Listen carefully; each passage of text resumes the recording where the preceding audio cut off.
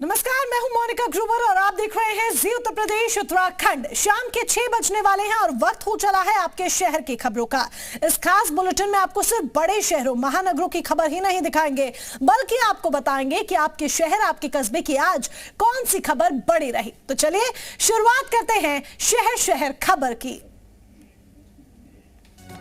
बांदा में जिला पंचायत सदस्य और बीजेपी नेता श्वेता सिंह सुसाइड केस में पुलिस ने आरोपी पति और शराब कारोबारी दीपक सिंह गौर को गिरफ्तार कर लिया है। अब पुलिस दीपक सिंह से पूछताछ कर सच उगलवाने की कोशिश कर रही है। बीजेपी नेता और जिला पंचायत सदस्य श्वेता सिंह के परिजनों की शिकायत पर पुलिस ने आरोपी दीपक सिंह के बड़े भाई और सास ससुर के खिलाफ हत्या और दहेज उत्पीड़न का मामला दर्ज किया है। दीपक 27 अप्रैल से फरार चल रहा था। श्वेता का शव उनके घर पर फांसी के फंदे पर लटका मिला था। श्वेता सिंह और उनके पति के बीच लंबे समय से विवाद चल रहा था। श्वेता सिंह के भाई ओंकार सिंह ने भी दीपक सिंह की गिरफ्तारी पर सरकार और पुलिस का आभार जताया है। मुझसे दूर रह के बात करो। हो जाओगे छिंडर। लो अब मैं मुंह में मार दूंगी अगर मुझे एक शब्द भी कहा गलत, मैं ऐसे ही मारूंगी।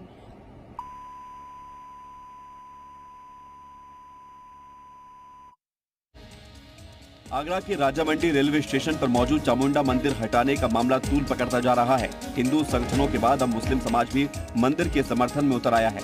मंदिर न हटाने के समर्थन में मुस्लिम समाज के लोग स्टेशन पर पहुंचे और रेल प्रशासन के खिलाफ जमकर नारेबाजी की।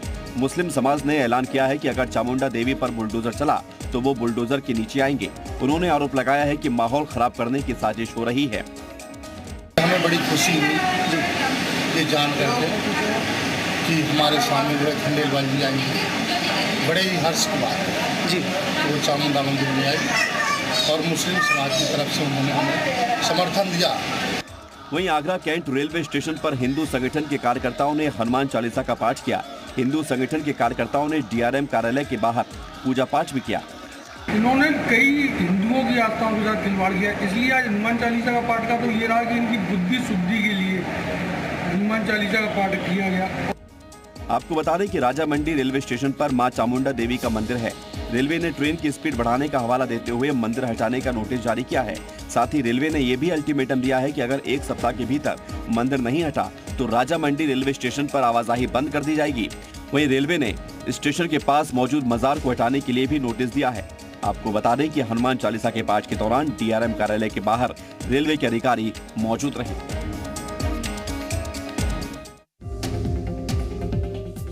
यूपी में कॉमन सिविल कोड लागू होने के दावों के बीच अल्पसंख्यक कल्याण राज्य मंत्री दानिश आजाद अंसारी ने बड़ा बयान दिया है।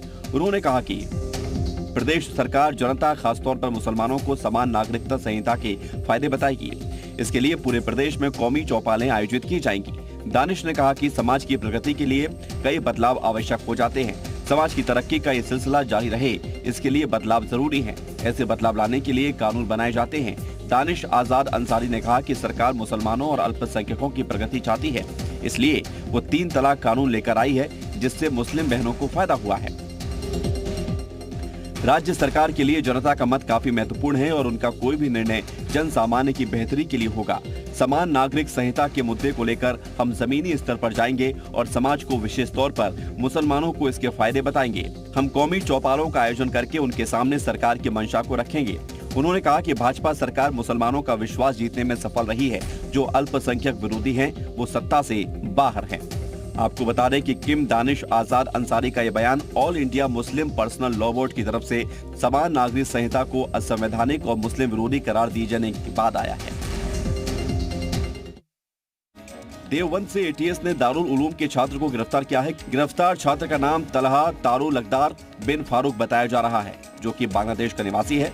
तलहा 2015 से फर्जी दस्तावेजों के जरिए दारुल उलूम देवबंद में रहकर पढ़ाई कर रहा था, जिसकी जानकारी मिलने के बाद यूपी ATS की सहारनपुर टीम ने देर रात तलहा को गिरफ्तार कर लिया। तलहा के पास से ATS ने फर्जी आधार कार्ड, पहचान पत्र बरामद किए हैं।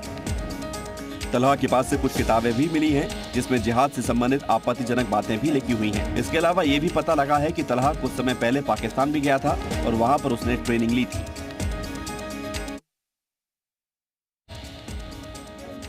यूपी पुलिस का ऑपरेशन क्लीन जारी है। शहर शहर पुलिस अपराधियों पर कहर बनकर टूट रही है। सीएम योगी की सत्ता में वापसी के साथ ही अपराधियों के बुरे दिन शुरू हो गए हैं। गाजियाबाद के कौशाम्बी थाना क्षेत्र में पुलिस और बदमाशों के बीच मुठभेड़ हो गई। मुठभेड़ के दौरान जवाबी कार्रवाई में एक बदमाश के पैर में गोली लगी है, जबकि इसका दूसरा साथी भी पुलिस ने गिरफ्तार कर लिया है। इनके पास से पुलिस ने एक पिस्टल और एक बाइक बरामद की है। पुलिस और बदमाशों के बीच हुई भीषण मुठभेड़ में एनकाउंटर में बदमाश के पैर में गोली लगी, जिसके बाद पुलिस ने धर्मेंद्र उर्फ छुट्टन नाम के शातिर को गिरफ्तार कर लिया। पुलिस ने बदमाशों के पास से तमंचा, कारतूस और बाइक बरामद की। आरोपी पर 17 मुकदमे दर्ज हैं। मुठभेड़ छत्ता थाना क्षेत्र के अम्बेडकर पुल पर हुई। कुशीनगर में हुई पुलिस और बदमाशों के बीच मुठभेड़ में फायरिंग में एक बदमाश के पैर में गोली लग गई। मौके का फायदा उठाकर दूसरा बदमाश फरार हो गया। पकड़े गए बदमाश पर कई मुकदमे दर्ज हैं। एनकाउंटर अहिरोली बाजार के NH 28 पर हुआ। झांसी में भी पुलिस ने ऑपरेशन लंगड़ा चलाया। सीपरी बाजार थाना क्षेत्र के ग्वालियर रोड पर पुलिस और बदमाशों के बीच मुठभेड़ हुई, जिसमें एक बदमाश पैर में गोली लगने से घायल हो गया। दूसरा बदमाश अंधेरे का फायदा उठाकर फरार हो गया। बताया जा रहा है कि पुलिस की सूचना मिली थी, कुछ बदमाश किसी घटना को अंजाम देने की फिराक में हैं। जैसे ही पुलिस मौके पर पहुंची, घेराबंदी की तो बदमाशों ने पुलिस टीम पर फायरिंग कर दी। पुलिस की तरफ से जवाबी फायरिंग में बाइक सवार एक बदमाश गोली लगने से घायल हो गया है, जिसे इलाज के लिए पुलिस ने अस्पताल में भर्ती कराया है।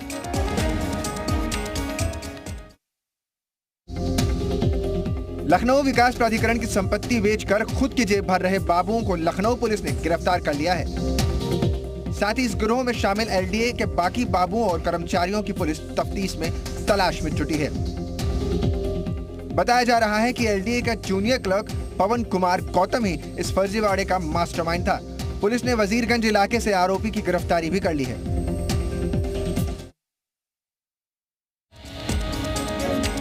गाजियाबाद में दबंगों ने शिकंजी बेचने वाले की पीट कर हत्या कर दी। मामला राजनगर एक्सटेंशन के हिंटन मेट्रो स्टेशन का है, जहां बॉबी नाम का शख्स अपने 2 अन्य साथियों के साथ पहुंचा और गौरव की रेडी पर सभी ने शिकंजी पी। शिकंजी का पैसे मांगने पर आरोपी बॉबी और उसके 2 साथियों ने गौरव की पिटाई शुरू कर दी। गौरव को ईंट, पत्थर और रोड से बेरहमी से पीटा गया।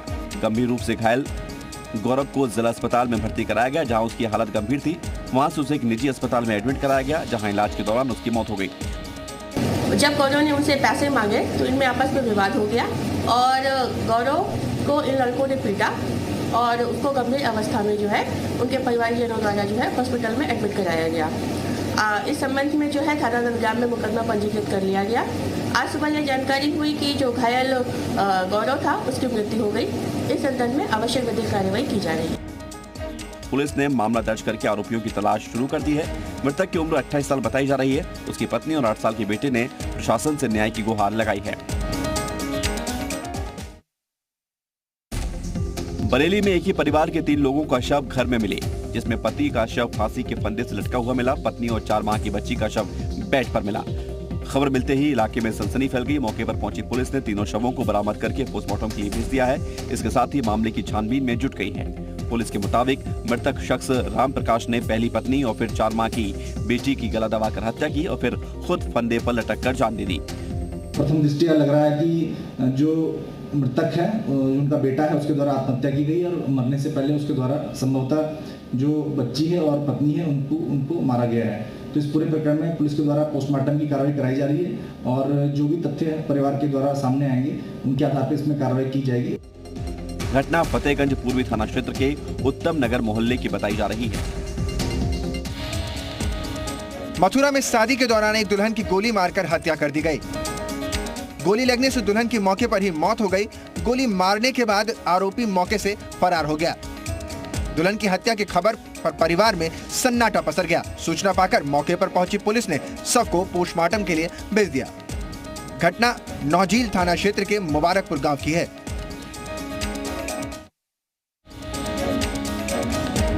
बागपत में पुलिस ATM कार्ड बदलकर रुपये निकालने वाले गिरोह के 2 बदमाशों को गिरफ्तार कर लिया है। पुलिस ने इनके पास से 70 ATM कार्ड बरामद किए हैं। दरअसल कोतवाली बड़ौद पुलिस को पिछले कई दिनों से ATM चोरी होने और उनके खातों से कैश निकलने की शिकायतें मिल रही थी, जिसके बाद से ही पुलिस बदमाशों की तलाश में जुट गई। पुलिस को मुखबिर से जानकारी मिली कि दिल्ली सहारनपुर हाईवे पर एक ATM के पास से गिरोह से 2 बदमाश मौजूद हैं, जिसके बाद पुलिस ने घेराबंदी कर दोनों को गिरफ्तार कर लिया। गिरफ्तार आरोपियों के नाम चांद और सैफ बताए जा रहे हैं।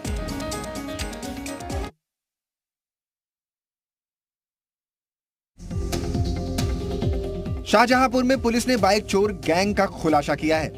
पुलिस ने शातिर के पास से चोरी की 10 बाइक भी बरामद की हैं। पकड़ा गया गैंग बाइक के फर्जी कागजात बनाने में माहिर था। फिलहाल पुलिस गिरोह के दूसरे सदस्यों की तलाश में जुटी हुई है। दरअसल थाना बंडा क्षेत्र में बाइक चोरी की घटनाओं ने पुलिस की नाक में दम कर रखा था। देर शाम पुलिस को मुखबरी से सूचना मिली थी कि मकसूदपुर नहर पुलिया के पास 2 लोग चोरी की बाइक बेचने की फिराक में हैं। मुखबरी की सूचना पर पुलिस ने घेराबंदी करके मौके से रणधीर सिंह और मनोज कुमार नाम के बाइक चोर को गिरफ्तार कर लिया। बाइक चोर की निशानदेही पर अलग अलग घरों से चोरी की 10 बाइक बरामद भी कर ली गई हैं। पूछताछ में साफ तौर पर पता चला है कि पकड़े गए शातिर चोर पीलीभीत, बरेली, लखीमपुर और शाहजहांपुर में बाइक चोरी करते थे। बाइक चोर नकली कागजात बनाकर अलग अलग जगहों पर सस्ते दामों पर इन्हें बेच दिया करते थे। मुजफ्फरनगर में जमानत के लिए 50,000 रुपये न जुटा पाने के सदमे से किसान की जान चली गई। मामला लछेड़ा इलाके का है, जहां 4 किसानों ने 10 साल पहले शाहपुर के किसी परिचित को 50-50 हजार रुपए की जमानत कराई थी। आरोपी जेल से निकला तो फिर कभी अदालत नहीं पहुंचा। ऐसे में किसान फंस गए। अदालत ने सदर तहसीलदार को वसूली के आदेश दिए। पिछले 4 साल में करीब 15 तारीख लगी। किसान ऐसा मजबूर था, वो 50,000 रुपये जमा नहीं कर सका। प्रशासन ने 26 अप्रैल को जमीन की नीलामी की मुनादी कराई। गुरुवार को नीलामी होनी थी, बोली लगाने वाले नहीं पहुंचे तो जमीन तो बच गई, लेकिन इस सदमे से किसान की जिंदगी चली गई। हैरान कर देने वाली बात यह है कि जिस 50,000 रुपये के चक्कर में किसान की जान चली गई, अब उसके परिवार को प्रशासन 10 लाख की आर्थिक मदद का आश्वासन दे रहा है।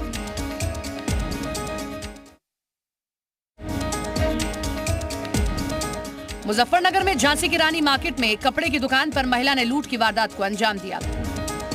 लूट की वारदात वहां लगी सीसीटीवी कैमरे में कैद हो गई। तस्वीरों में आप देखिए कैसे ये महिला बुर्के की आड़ में 2 लहंगों पर हाथ साफ करती है और यहां से रफू चक्कर हो जाती है। अब लूट की सूचना पुलिस को दी गई। पुलिस ने मामले में जांच शुरू कर दी है। मथुरा के वृंदावन में एक स्कूल वैन का रेडिएटर फटने से 4 बच्चे झुलस गए। घटना के बाद बच्चों में चीख पुकार मच गई। घायल बच्चों को इलाज के लिए निजी अस्पताल में भर्ती कराया गया है, जहां प्राथमिक उपचार के बाद उन्हें घर भेज दिया गया है। पीड़ित बच्चों के परिजनों ने घटना के लिए स्कूल प्रबंधन को जिम्मेदार ठहराया है। उधर मामले के सामने आने के बाद मुख्यमंत्री योगी आदित्यनाथ ने जांच के निर्देश भी दिए हैं। सीएम योगी ने अधिकारियों को निर्देश दिए कि हादसे में घायल हुए छात्रों को हर संभव मदद करने का निर्देश दिया जाए। दरअसल वृंदावन के कान्हा माखन पब्लिक स्कूल की वैन आज सुबह पत्थरपुरा क्षेत्र से बच्चों को लेकर जा रही थी। चैतन्य विहार के पास वैन का रेडिएटर अचानक फट गया। रेडिएटर का गर्म पानी गिरने से छात्रा समेत 4 बच्चे झुलस गए।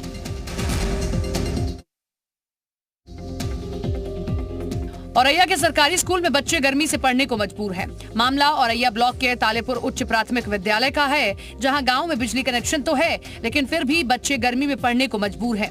दरअसल यहां चोर बिजली के तार काट कर ले गए, जिसके बाद बच्चे गर्मी में पढ़ने को मजबूर हैं। गांव के कुछ ऐसे लोग हैं जो दिन भर यहाँ बैठे रहते हैं स्कूल बंद होने के बाद।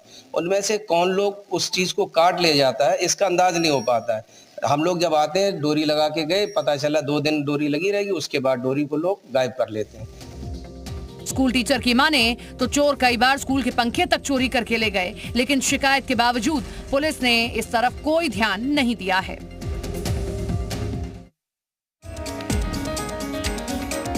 उत्तर प्रदेश परिवहन निगम की बसों में ऑनलाइन टिकट बुक कराने वाले यात्रियों को टिकट रद्द कराने पर रिफंड के पैसे के लिए परेशान नहीं होना पड़ेगा।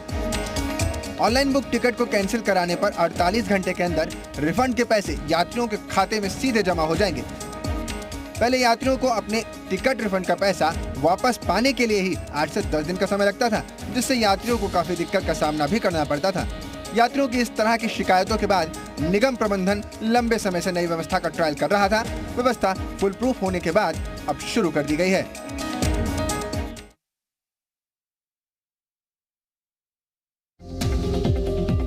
हरिद्वार में सड़क हादसे में घायल हुई लक्सर एसडीएम संगीता कनौजिया की हालत लगातार बिगड़ती जा रही है। एसडीएम का ऋषिकेश एम्स में इलाज चल रहा है। उन्हें लाइफ सपोर्ट सिस्टम पर रखा गया है। डॉक्टरों के मुताबिक संगीता कनौजिया का ब्लड प्रेशर अस्थिर है। वहीं चिकित्सा मंत्री ने भी एम्स पहुंचकर एसडीएम संगीता कनौजिया का हालचाल जाना। आपको ये बता दें कि 2 दिन पहले लक्सर एसडीएम की गाड़ी ट्रक से टकरा गई थी, जिसमें उनके चालक की मौके पर ही मौत हो गई थी।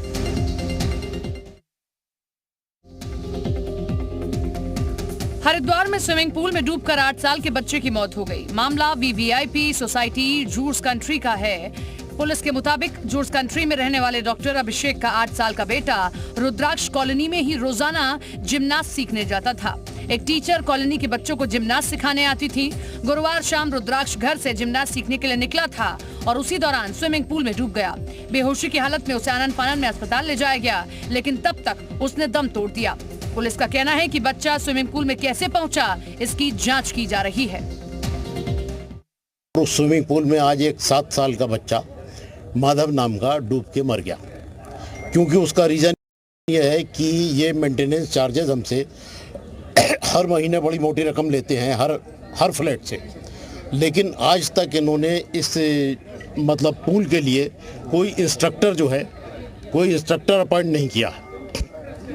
अगर इंस्ट्रक्टर आज यहाँ पर होता तो शायद ये हादसा ना होता। चारधाम यात्रा को लेकर उत्तराखंड सरकार में कैबिनेट मंत्री सतपाल महाराज ने लोक निर्माण विभाग के अधिकारियों के साथ बैठक की। सतपाल महाराज ने यात्रा मार्ग पर सक्रिय जगहों को दुरुस्त करने के निर्देश दिए, ताकि सक्रिय रास्ते पर श्रद्धालुओं की तादाद बढ़ने पर किसी तरह की समस्या न हो। इसके अलावा पर्यटन मंत्री ने चारधाम यात्रा में मास्क अनिवार्य किए जाने की बात भी कही। आप मास्क जरूर लगाएं, मास्क मैंडेटरी है और इसके साथ साथ सैनिटाइजेशन मैंडेटरी है। जितने भी कोरोना के उपाय हैं उसको रोकने के लिए वो सब उपाय जो हैं वो सब इम्प्लीमेंट किए जाएंगे। और पहली पूजा चारों धामों के अंदर माननीय हमारे यशस्वी प्रधानमंत्री नरेंद्र मोदी जी के नाम से होगी और वो देश की मंगल कामना करेंगे। सतपाल महाराज ने कहा कि चारधाम में पहली पूजा पीएम मोदी के नाम से की जाएगी। उत्तराखंड के भारत तिब्बत सीमा से आईटीबीपी जवानों की एक शानदार तस्वीर सामने आई है। तस्वीरों में आप देख सकते हैं कि कैसे आईटीबीपी के जवान बर्फ के पहाड़ी पर माइनस टेम्परेचर में योग करते नजर आ रहे हैं। करीब 15,000 फीट की ऊंचाई पर योग की ये तस्वीरें वाकई जो उससे भर देने वाली हैं। जहां आम इंसान के लिए 1 घंटा भी बिताना मुश्किल हो जाता है, वहां सरहद के शेर बर्फ पर योग करते नजर आ रहे हैं।